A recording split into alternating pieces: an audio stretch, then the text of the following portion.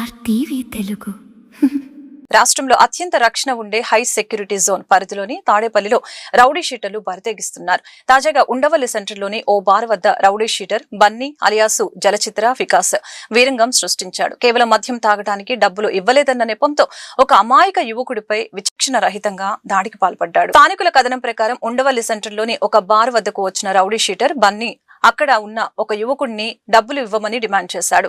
అందుకు ఆ యువకుడు నిరాకరించడంతో ఆగ్రహానికి గురైన బన్నీ అందరూ చూస్తూ ఉండగానే అతనిపై దాడికి దిగాడు. ఈ ఘటన ఆలస్యంగా వెలుగులోకి వచ్చింది.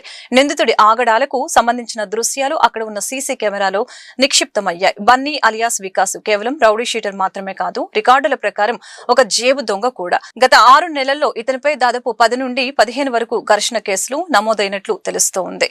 ఇతని భయంతో చాలా మంది బాధితులు పోలీసులకు ఫిర్యాదు చేయడానికి కూడా వెనకాడుతున్నారు.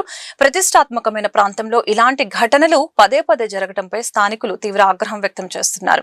ఇప్పటికైనా పోలీసులు స్పందించి నిందితుడిపై కఠిన చర్యలు తీసుకోవాలని కోరుతున్నారు.